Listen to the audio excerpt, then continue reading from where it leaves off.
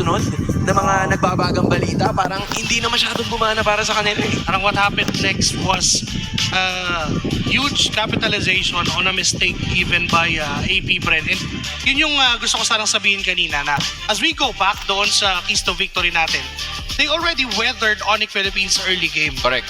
Pero kailangan nila maging consistent all throughout. They have to put the exclamation point doon sa ginagawa nilang statement. Kasi for that game number 1, handled perfectly. Hawak nila sa kamay nila yung Onyx Philippines at that first 10 minutes. But after that, bigla nilang nabitawan.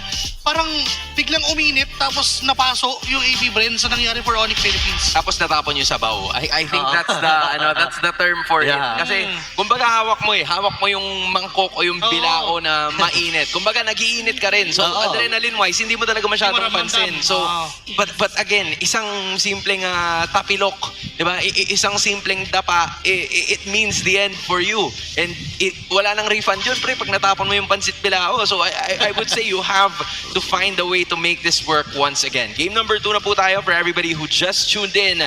Lamang ang Onyx Philippines 1-0 against AP Bren. They're looking to stay undefeated after week number 1 and AP Bren wants to change that while banning out the same set of heroes in the first 2 bats. Ayaw talaga nila ng silina ni Super Prince, eh, no? And alam naman natin na sobrang galing tumutok talaga ni Super Prince sa mga ganyang klaseng hero. Yung Novaria nga ay nakakalusot and alam natin na sobrang komportable si Super Prince dito pero hindi pa rin natin maaalis yung threat ng Aurora at ng Kaja pagpasok ng larong ito. Siguro magmamatter na ito kung ano yung magiging first pick nila Coach Bitoy. Available pa naman ang Barats.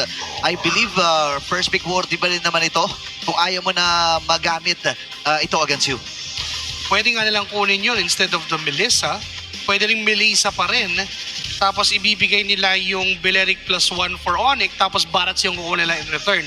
But, doon magbabago yung tagpo. Knowing na hindi na nag-ban din ng Atlas ang Onyx Philippines and they let AP Bren do that, maaari nilang kunin yung Barats on their first pick. So baka hinahain nila yung trap na hindi namin ipaban yung Barats or they can para maipit ulit sa Melissa tapos Belerik Kirara ulit yung Onyx Philippines. Pero ngayon, dahil nagkaroon na ng change up na hindi gumana yung Lucas kanina, baka unahin yung Pakito ngayon. I was thinking about the same thing. Kasi yung galaw kanina ni James Punks parang umabot sa dulo yun eh. Umabot sa dulo yung pick niya sana. So I think it's still gonna be the same. Melissa ang kanila magiging pick up here.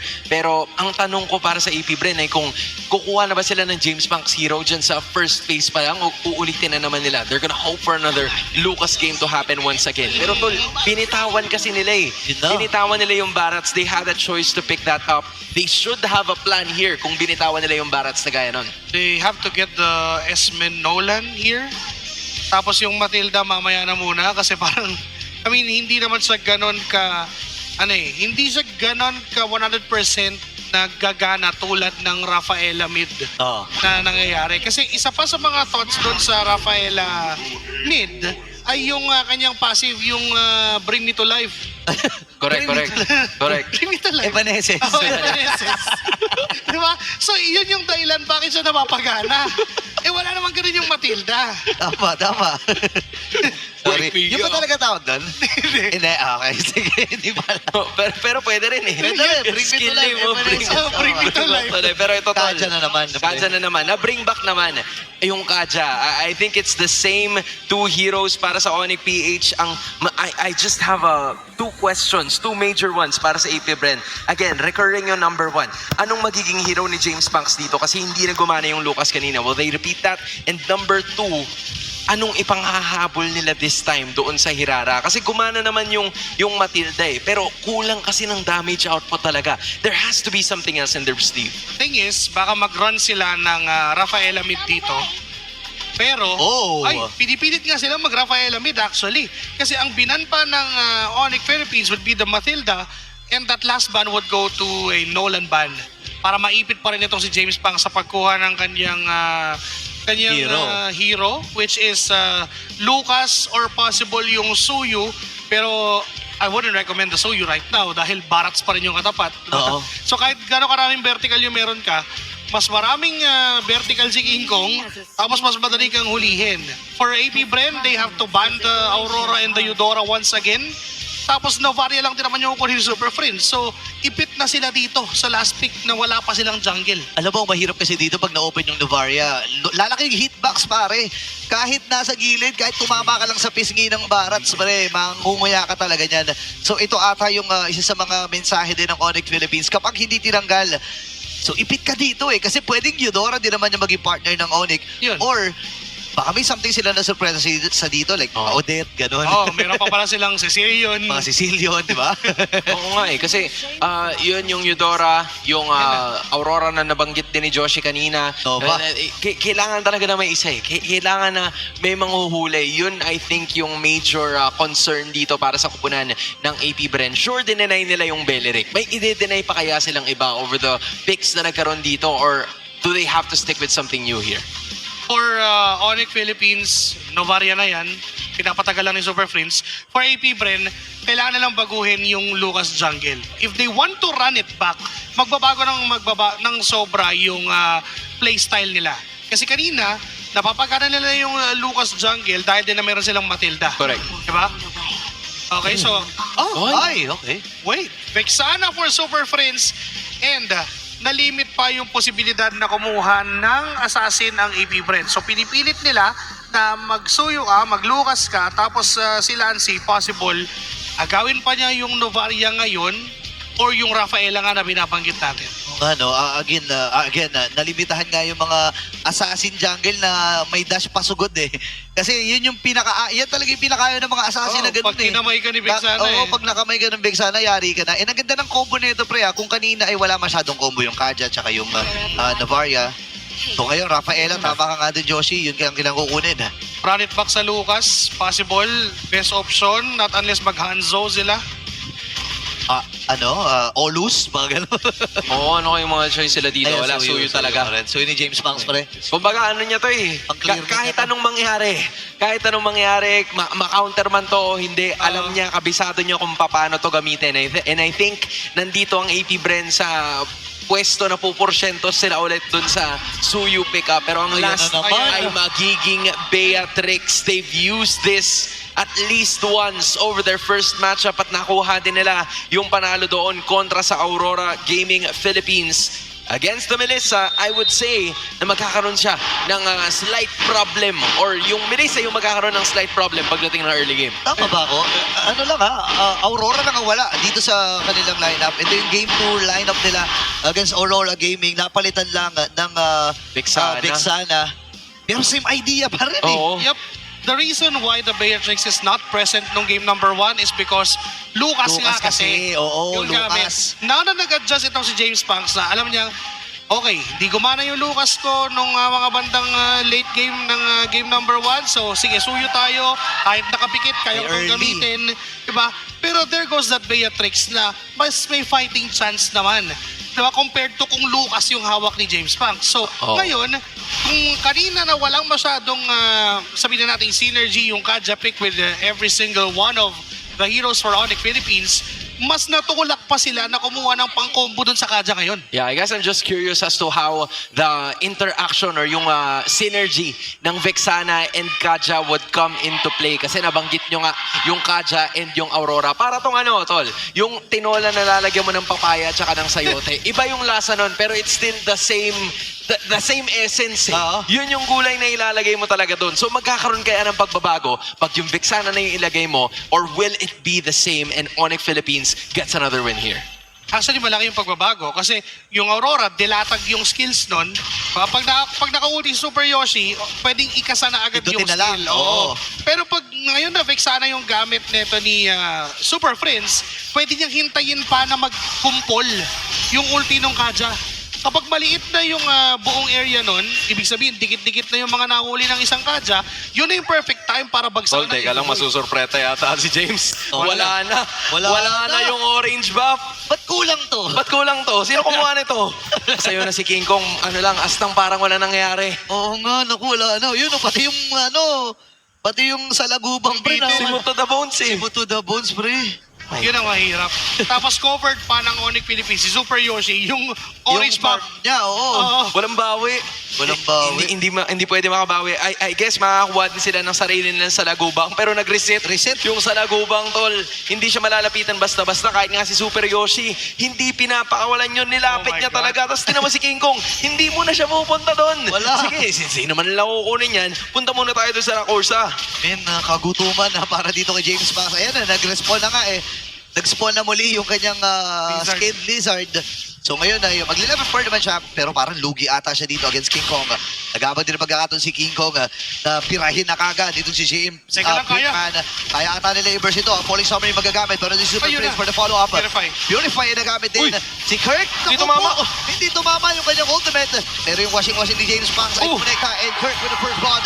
Habang si Escalera ay aangat. Pero iiwas na muna dito ang AP Bren. Alam nila na medyo lugi sila. Si Savero ay sasama na rin kagad.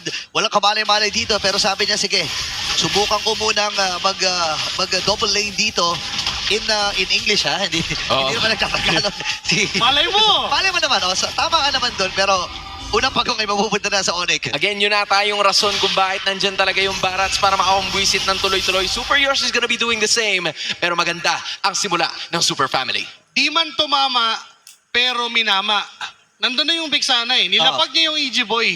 Nung hindi tumama yung Detona's welcome mula dito kay Kirk, okay lang, sige, mali natin, mistake. Pero meron silang secondary. May Pang-reset, contingency no? plan. Oo. Meron silang way para pigilan yung counter-engage na meron ng AP Bren. And that's what happened for the turtle fight. Naging libre yun para sa Onyx Philippines. And again, this is a play style na nasagot na kanina ng AP Bren. Pero ngayon, hindi pa rin nila kaya. Uy, si Super Yoshi yung lalatagan nila, men. Nawala ng parang bula.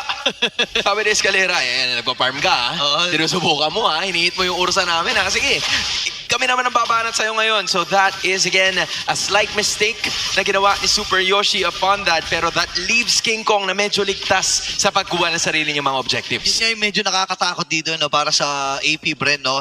Walang nakakapanggulo kay King Kong. Ang daming mga nakaharang doon sa pupuntahan ng AP Bren kung saan man patungo dito ang Onyx Philippines. Kung saan nagpa-farm si King Kong, lagi nakaantabay yung dinosaur, lagi nakaantabay yung ibon. And si Sabero, paakit-akit baba na lang eh. Oo, kasi Diba? Shizu automatically stays down. Melissa, Oo. ganun lagi yung ruta nun. Right, Josh? Oh, pwesto lang sa lane no, yung Melissa. Hindi, ang hirap din kasi pag siya yung gumagawa nun ng up and down. Hindi siya kasing bilis ng Beatrix mag-clear ng mga minion waves. Oo nga. Yung Beatrix, pwede mag-ulti lang. Pwede na siyang, kahit Biro yung normal lang. attack Oo. nung Bennett eh. Iyon. Yung Melissa, hindi naman kumakagat yung models dun sa mga minions. At nabanggit nyo rin kanina na may timer itong Melissa na to. And Shizu so far, nandun pa naman siya. Pasok pa rin naman sa timing kasi hindi siya masyadong nagagalusan. Although, nababanggit nyo nga yung double lane. Kung nagtatagalog si Savero, which I think may alam siya mga phrases. Oo. Diba? Masarap. Double lane ako pre. Double lane ako. Yan. Yun na yun. Kumbaga, ilalatag niya talaga yan. And so far, ganun nga yung gagawin ni Savero. Gigit na siya ngayon. Hahanap na ng pwesto. Sasali siya dito sa turtle fight habang naiiwan itong si Shizu sa bandang ibaba. This is a 4v5. First kagad nila itong si Escalera at walang magagawa. Pumumpa na kagad. Buti na lamang meron ding bring me to life. itong si Lancy. Habang si Shizu sa ibaba ay tuloy-tuloy lamang sa pagbasa. J-Impact Hindi makakalapit. Hindi sila Susubukan niya, makapasok. magbigay ng vision. Hindi makalapit. Itong si James Banks at si King Kong ay tuluyan na makukuha ang pagong. Again, just the zoning na meron itong Onyx Philippines just gives AP Bren so many problems pero may Oy! naiwan sa bandalikuran. Ito na yata yung pagbabaliktad. Ayun na, yung taunt mula dito kay Escalera ay nagamit. Oh! Naghahabol ang apat na miyembro mula sa AP Bren. Masakit na rin yung damage mula kay Savero. Andun yung so-called teamwork. Lancy ay malalatagan din ang isang pira dito ni Super Friends. So wala nang sunod na magiging casualty at tutuloy na muna si James Banks at ang AP Bren sa kanilang ginagawa. So this means King Kong, na yung AP Bren ay makakahinga ng konti. 200 na lang ang lamang ng Onyx PH up against them. King Kong, Akin naiwan yan, naman siya. 2v1 scenario magiging ganap. Okay, tingnan natin kung may outplay ba na magaganap. Tatakbo muna siya dito at ang kanyang mga pamaypay ay kanyang ginagamit. Shizu matatagpuan gamit dun sa kanyang models itong si King Kong. Pero wala magiging follow-up ang Onyx Philippines dito. Hahayaan nila si King Kong na i-clear ng mabilisan yung wave. Pero sa itaas kasi na bahagi pare, may ginagawa ang Onyx Philippines. At tapay lang si Super Yoshi. Available yung kanyang divine, Divine Binding. yung kanyang ultimate. Oo nga pala, bago na, no? Divine Oh, Nine. Zero Judgment. Divine Emmy nga tawag ko dyan eh. Oh, Divine Emmy na lang. Pero again, for Onyx Philippines, they just mirrored what AP Brent did doon sa bottom lane. And in fact, lamang pa sila doon sa nangyari. Kasi itong si King Kong, hindi pa siya namatayan. Uy! Ito na naman yung ultimate! Dalaway na huli kasabay pa kanyang parents. SS Galera ay makakatakas ba? Op. Parang oo, kasi nagamit niya yung Rat of Ryan. Uy! James Fox ay nakabawi finally. Pero maibubuga doon sa pagkakas pa ako kasi sabi ng isang kill. Beckman low. Sinusubukan ng matras. Ay bring me to life naman. Itong si Lance at bubuhayin niya itong si James Banks. Pero si JM Beckman ay tuluyan ng tutumba. Shotgun sa muka na binitawan itong si Savero. 3-0-0. Tuluyan na lumang talaga. Oy! Ang Onyx PH, just look at the Oy! distance. And si Super Prince, gigil na rin. Iba pang gigil ang kapitan ng Onyx PH. Nangyari na yung binabanggit natin kanina simula pa lang na yung Vexana, maglalapag lang siya ng combo kapag kumpul-kumpul na yung naultihan ni Super Yoshi. Tapos, nakalatag pa yung mga Bennett's Rage. Terrace Rage. Parang tayong nanonood nung ginawa nila against Aurora, pero different variant lang, nagbago lang yung isa. Oo, 1, 2, 3, tapos kanya-kanya na eh. Ganun Uy! ginagawa dito eh. Super Yoshi, bibilang ng 1, 2, 3, tapos Gina, kahit ano nang ibitaw niya dito. Pero si Shizo kailangan nilang Uy. pigilan na itong Melissa na ito. Ayun na. Super Yoshi, Teka, gagawa na ng Op. action. Available yung kanyang ultimate. Kung sila yung kanyang nagamit. Lansing Lansing, na pwede naman. Pero mahahatak Si din James Banks. Banks. Siya ata magiging target. Lansing ngayon yung pinuntahan kagad. Oh! Ito, Super Prince Manakal. Sa likod na bagay naman pupunta rin ng AB Black. So ay nakapatay na ng isa. Nagamit ka yung go away. Pero siya ata Boom! mamaalam din. Apat na biyero ang tumba. Pag-isa na lang si JM Pigman at hindi nga siya nakasama sa naging komosyon. Pasugod ang Onyx Philippines at may plano pa silang umagaw ng mga objectives. Oh my goodness, Vexana, Aurora, results stay the same. Results may vary nga kung susumahin pero parehas pa rin yung resulta. Saka dulu-duluan, may kamay na nakahanda, tapos may EG Boy. Tapos nandun yung Beatrix. Kahit ano, basta nauuna yung hatak, okay na. And this is JM Pinkman absorbing that damage. Kamuntik-muntikan. Buhay naman siya dito. Pero balikan natin yung mga naganap. Ang ganda ng pagkakacheck dito ni Lancy pero kasi walang pakialam yung Divine Emmy. Pero si Lancy pinuntahan pala sa likod ni King Kong kaya pala hindi rin nakatulong ng gusto. Tol, tsaka covered din lahat ng exits eh. Lahat. Kung baga Oo. kung susumahin mo si King Kong yun nandun sa pinakadulo. Sa dulo. Yung final boss yung naghihintay sa dulo kung sakaling doon sila rumuta, tol. And this means that Onyx Philippines mapapalago lang nila lalo yung kalamangan na meron sila. Kung susumahin natin, it's already a 900 gold lead in terms of the gold lane matchup. Tapos 1,000 naman yung labang ni King Kong kontra dito kay James Banks. The good thing for AP Bren, buo naman na yung Trinity ni Shizu. Golden Staff, DHS, and Corrosion Scythe. But again, kulang pa. Yung 12 minutes na binabanggit natin, default yun ng Melissa. Pero dahil sa napapabagal ng Onyx Philippines, yung pag-scale up ni Shizu, nahihirapan pa yung AP Bren na pumalag Uy, dito. ay! Nagamit na yung ultimate ni Super Yoshi. Wala nahuli Alam ng AP Bren ito. Though naka-fleeting time naman itong si Super Yoshi. Kailangan niya pa ng assist. Kailangan niya pa ng oras. At si Kirk ngayon nararamdaman na yung damage. Super Yoshi. King King Kong. Kong ay na kanilang pupuntahan. King Kong, nakalusot! Si King Kong ay nakalusot! Makakakain din naman si Kirk. At si James ang kanyang ibinuga. Yoshi? Hindi naman Super Yoshi ang pupuntahan din ni James. Uy! Nakamit na rin yung Eternal Guard. Hinahabol na Hinahabol na naman! Si James Pinkman hindi makahabol. Takbo! Purify Oh! pero may Falling Star Moon na magbibitawan din si JM Pinkman. Makakapatay sila ng dalawa pero yung Lord ay mapupunta sa Onyx. Again, if you are AP Bren, you're more than willing to take that kind of trade kasi madedepensahan mo, mataas ang tsansa na madedepensahan nila yung Lord at posible na makapag-push pa sila ng mga tore dahil 3 lang ang natitira sa Onyx Philippines. It's Kirk, nakakabuhay lang. King Kong joins the party pero sumasakit na talaga ng bahagya itong si Savero and the rest of Onyx PH kaya naman hindi mapupush ng AP Bren yung gitna. Makakadepensa pa rin doon sa may bandang middle lane. And okay lang din naman for AP Bren yun. Kahit papano, at least, kahit papano, ay hindi ganun magagamit tong Lord na to na hawak ng Onyx. If hindi nila hinabol si King Kong o hindi nila naabutan, mas mahihirapan lang sila lalo na palagan yung Onyx Philippines knowing na pwedeng kumpleto na susugod doon sa may bandang top lane ng Onyx. Pero dahil nga sa nahuli nila at nahabol nila etong si King Kong, for Onyx Philippines medyo nasagot yung init ng galaw nila. Medyo na-limit na ito 2K. Kanina pa halos 2K yung gold dinner for Onyx Philippines. So kahit pa paano nandiyan na yung bawi ng AP Bren. Pero hanggang saan yung kahit pa paano lang? Medyo mabigat na tanong yan ha. Actually nakikita naman natin na todo buhos na rin naman si JM Pigman. Kahit yung doon sa huling skirmish, yung habulan doon kay King Kong, even na committing yung kanyang Purify para at least kahit paano may extra movement speed. Oo, bumilis pa. Bumilis ng bahagya, ano, and dito natin masasabi na committed talaga ang AP Bren. Pero si Escalera ay nag-aabang ng pagkakataon. Tinatry lamang niya na iiwasan yung plano dito ni King Kong. Tagumpay. Uy. Plano nila pag-agaw pero may mahahatak na germs.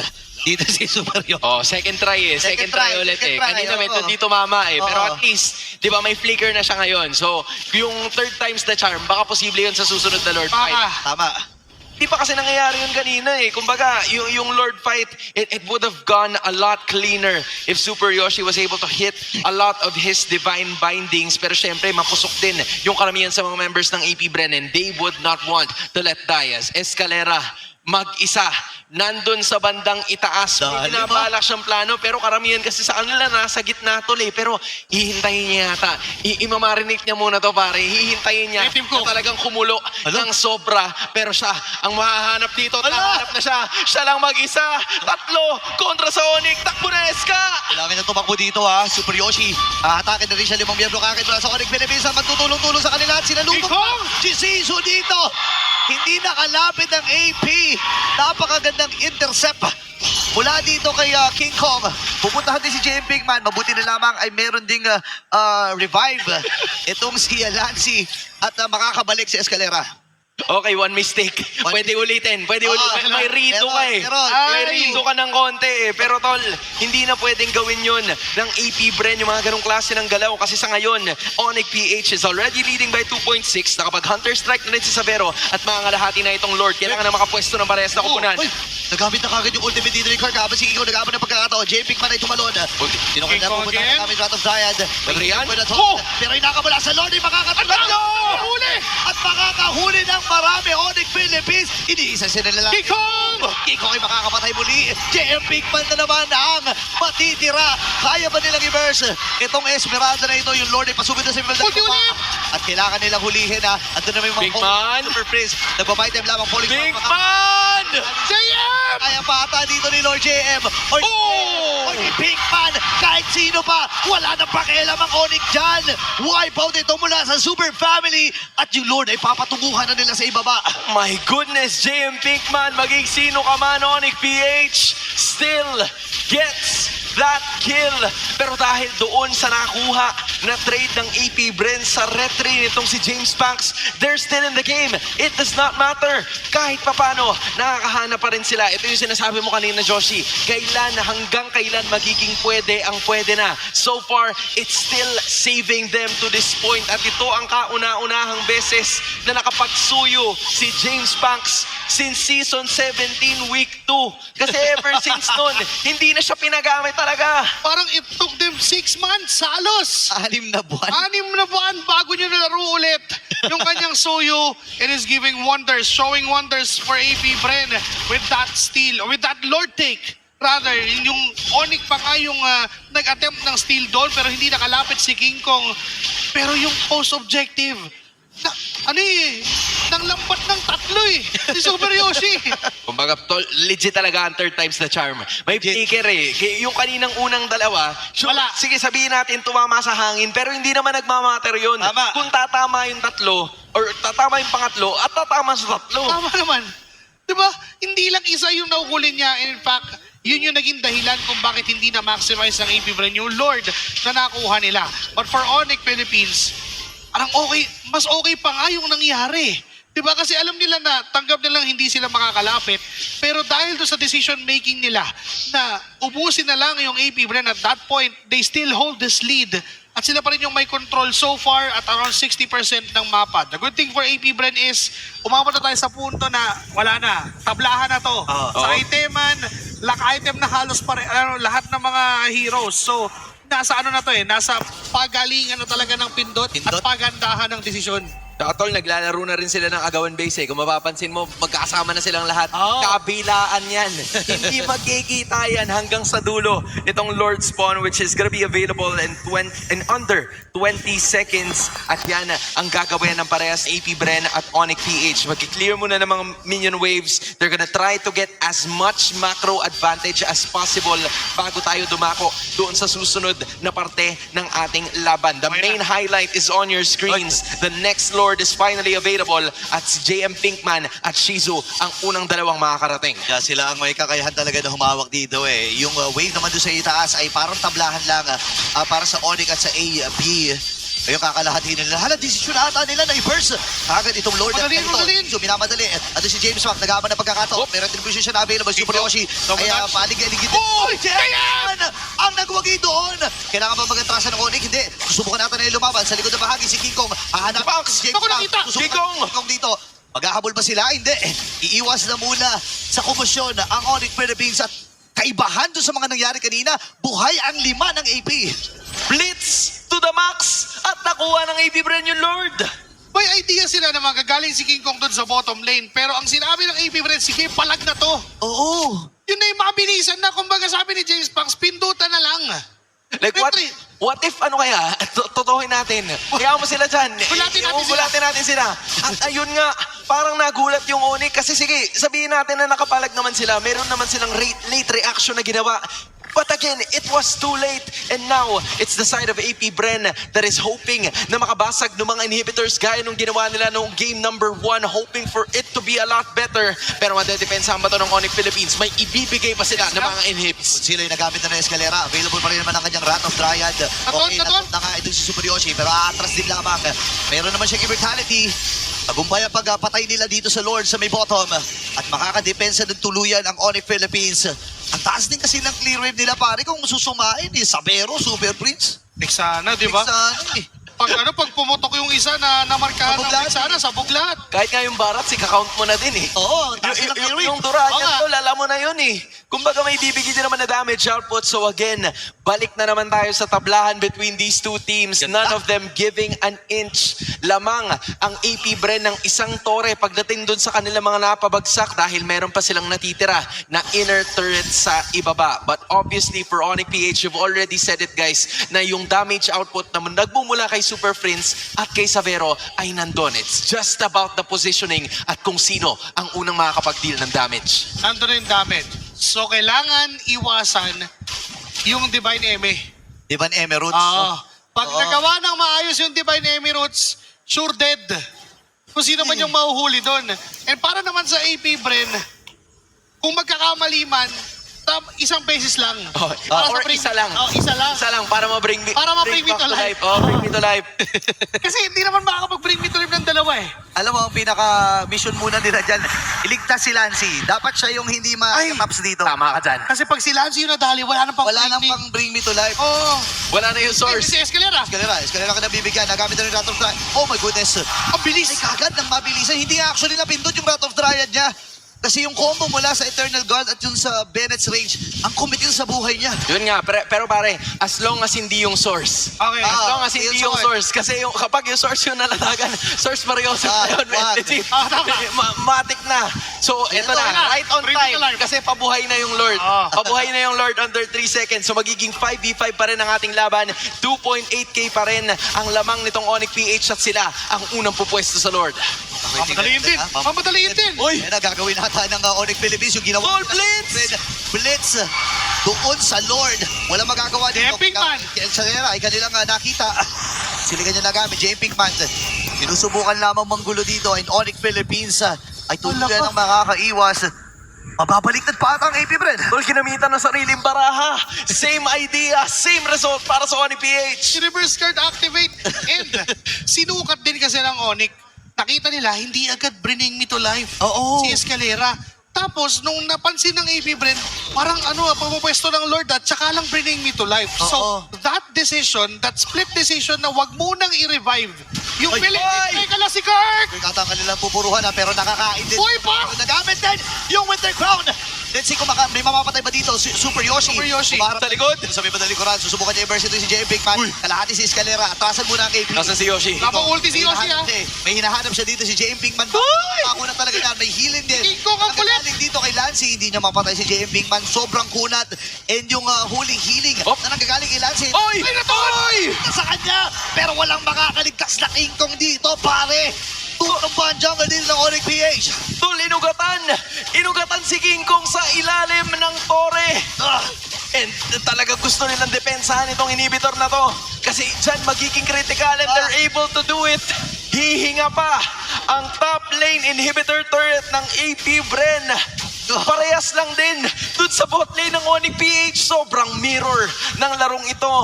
At this point, hindi na nagmamatter yung gold lane kasi parehas Wala na na. silang lagpas ng 65,000 gold. Nagpapalitan na ng item. Si Samero nga, wala pang last item. Nagbenta na ng boots. Benta na eh. Diba, Bumaba. kinajuggle na yung yung Wind of Nature Winter Crown, yung Immortality, tsaka Rose Gold. Oh my goodness, nakikita natin na talagang pinahihirapan ng Onyx PH ito. Hindi na lumalampas pa rin ng 2,000 yung lamang ng Onyx simula kanina pa. Correct. Napapababa ng AP Bren kung yung sinasabi natin at pinag-uusapan simula ng day number 1 na snowball meta.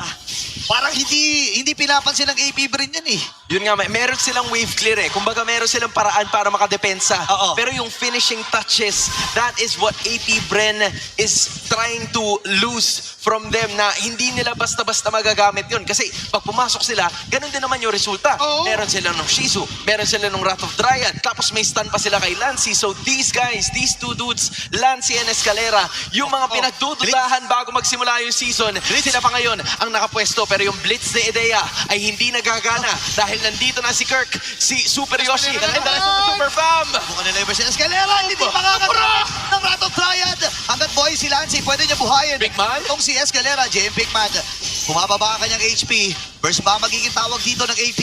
Tingnan natin baka. Nilalaban nila. PH. Pinakain! Dito. Pinakain! Games mo ka na. Boom! Kapatay ni Super Prince. Si Kiko magwawagi sa retrian dahil wala na kasang kalaban na retry holder. Papapatay din natin si JM Prince? Dito pop yung immortality. Boom! Hindi may link na si Shizu ito. Tsaka tayo din. Oh no! Yung Purify pero wala na pakialam dito. Kanik Philippines. Napitawan din. Shizu! May immortality pa! Laho dito. Merong immortality. Makapag-file siya. Sinatkan! Andun. Boom! Yung Eternal Guard. Wipe man down. Wipe out mula sa Onyx. At ready na silang sumugod sa gitna. Sa tinagal-tagal ng laban, patience is key. It really is Onyx time. Tapusin na nga ng Onyx Philippines sa larong ito at sila ang magliliwanag na dilaw sa larong ito. Super Family with a super finish to stay undefeated in Season 18. This is Onyx Philippines. Barats ni Kirk, Kaja ni Yoshi. The moment na kinailangan yung dalawang panghuli, they perform and it mattered most for Onyx Philippines that Detona's welcome against James Banks sealed the deal para sa Onyx Philippines. Wow, what a series! Ang ipinabalas ng magkabilang kupunan na ito. Ibang klase ang Onyx Philippines. Talagang sinubukan nila ang tapan ng AP Bren pero props pa rin sa AP pare. Tol, doon ko napatunayan na hindi ka talaga dapat mahiya pag isa na lang yung lumpia sa plato. Kunin mo na. Ganun ang ginawa ni Kirk dito, Tol. Just really getting James Banks sa lahat ng pwede, sa lahat ng posible. Yun pa talaga ang nakuha niya and it resulted to a kill. It resulted to everything else. But obviously, nabanggit mo na rin kanina, AP Bren, they did a valiant effort. Kumbaga, may palag naman sila eh. Oo. Hindi ito basta yung natalo sila by a landslide. It was 23 minutes. It's just that the late game decision again forced Onyx PH with another win. Ibang klase ang Onyx dito na para bang ako pa. Hindi pa nakakaranas ng talo. Literal, hindi po sila nakakaranas. Literal. Di ba? Hindi. Napakatindi ng Onyx dito pare. Tsaka yung combo nila, sobrang nakakairita pre. Sipin mo, paano ka gagalaw dyan? I mean, this was that last fight. Yun, no? Talk us through it. Grabe. Walk us through it, Joshi Cakes. Let's give Siguro it to mamaya. Mamaya. Siguro mamaya. Kasi nagulat ako na wala din eh. Naghihiyawan na lang sila eh. Sure ako maghihiyawan sila ulit. Here's Onyx Philippines. Sonics, it's your time!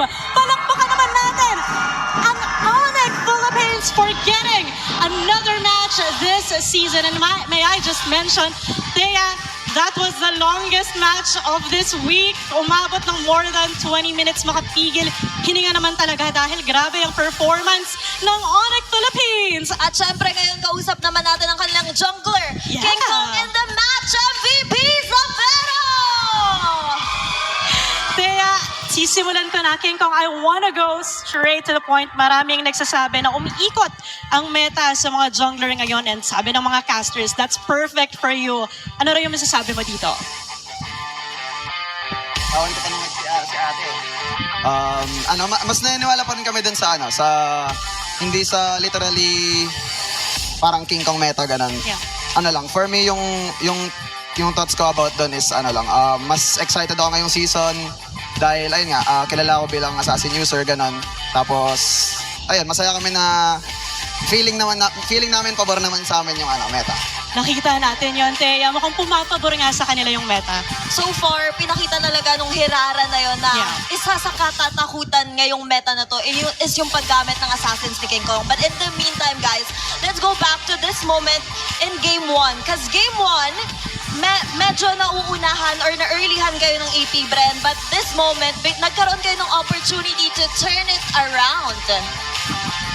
So, can you explain ano yung nangyayari sa comms? Ano yung napag-usapan nyo dyan? Ano yung decision-making na nangyari all throughout this clash? Yes. Ano ba nangyari dito? Game 1. Toot, toot.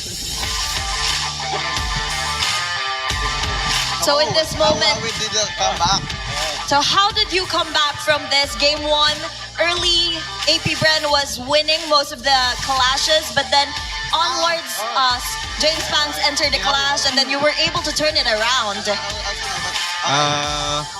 For my POV, I just call to wait my item. Oh. So wait for the Yeah. item, wait Yeah. for the perfect opportunity Yeah, and wait the timing. What and about the right timing. ikaw, King Kong? What were your thoughts on this? Parang na-maximize lang po namin yung isang error ng AP Bren na umangat yung gatot before Okay. magka-Lord, then na-punish namin siya. So basically ang nangyari nung paglabas po ng Lord naging 4v5 po, kaya ayun, na-maximize naman namin. Love it. So kumbaga nag-intayan lang kayo kung sinong unang magkakamali. Tapos yun na yung naging opportunity to turn it back around. Yeah. Since sila po yung nagkaroon ng lead, early lead, wala kami ibang choice kundi kundi man makahanap ng magandang timing, ma-maximize yung pagkakamali nila if ever na magkamali sila. King Kong analyst era. I love it. And King Kong, speaking of, outplaying in this matchup, pag-usapan naman natin, naglabas yung AP Bren ng Lucas pick. Naku, napangiti ka doon, napadaing ka doon, which is the first time since season 16. Nagulat ba kayo dito sa naging pick na ito? Yung reaction namin kanina, are we surprised now? Alright. Yeah, just a little. Hindi kami sobrang na-surprise kasi sa mga practices namin, may mga na-encounter din kami na nagtatry ng Lucas, especially pag sinasama ng Matilda. So, ayun, kahit pa paano, medyo familiar kami kung paano siya kalabanin. Kaya, yun. I see, that's why they were prepared, Thea. And speaking of preparation, going forward, most of the teams will be preparing for you guys because you now are leading the standings. Now, how can you continue this momentum knowing that you're on top of the leaderboards moving forward? Just be more consistent and disciplined on in-game. Consistency and discipline. And of course, we'll be going back to the moments and the highlights of the game as we throw this back to our casters. Maraming salamat sa ating mga hosts, and this right here is our MVP of the game, Zavero. Positioning has been stellar and we've seen it. Total damage output. Kumbaga yung wombo-combo, part 2 na naman ito ng ginawa ni Coach Few. Sorry. Nakataas pala. Pero again, going back, hindi na lang siya basta dun sa positioning, pero yung active rotation, wala dito kay Zavero. Right from the times na sobrang libre niya sa mapa. Hindi siya napapako lang sa isang place eh. Naghanap talaga siya ng way para maging, sabihin na natin, maging effective during the early game na kung saan hindi siya ini-expect na sumama na siya agad. Diba? Nandun yung binabanggit nga natin na this is the second time they pulled off this combo with that Kaja Beatrix. Pero isa sa mga naging doon, mga naging palaman, even yung Vexana ni Super Friends. Diba? Hindi man ito yung Aurora na nakita natin way back against Aurora, ito naman yung ginagawa niyang constant clear wave, tapos yung another layer of crowd control, tapos siya yung nagiging contingency plan ng lahat ng mga hindi gumanang pick-off ni Super Yoshi and ni Kirk. Kung hindi man tatama yung mga skills nila, nandyan si Super Friends para pigilan yung counter-engage ng AP Bren. And for Sabero, hinain na sa kanya lahat. Ang gagawin na lang niya, kainin na lang o kunin na lang yung mga kills na dapat sa kanya naman kasi golden nga siya. Alam mo, basing it on all of the things that you said, it seems like both AB Bren and Onyx Philippines, meron silang same game plan pero different yung timings. Yung AP Bren, kailangan nilang maghintay talaga ng sobrang tagal para mag-pop off itong si Shizu. Nakita naman natin yun pero kulang lang talaga ng damage. Yung Onyx PH naman, sila yung may hawak ng lamang for a moment pero since nababaliktad sila, kailangan din nilang gumawa ng paraan.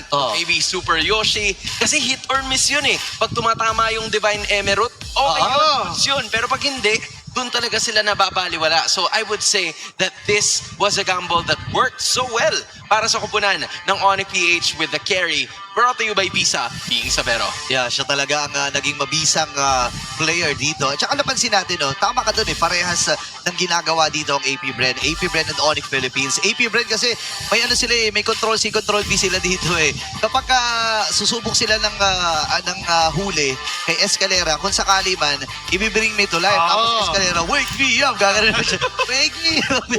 Ganun paulit-ulit yung kanilang ginawa. Siguro mga 3 beses nila sinubukan yun.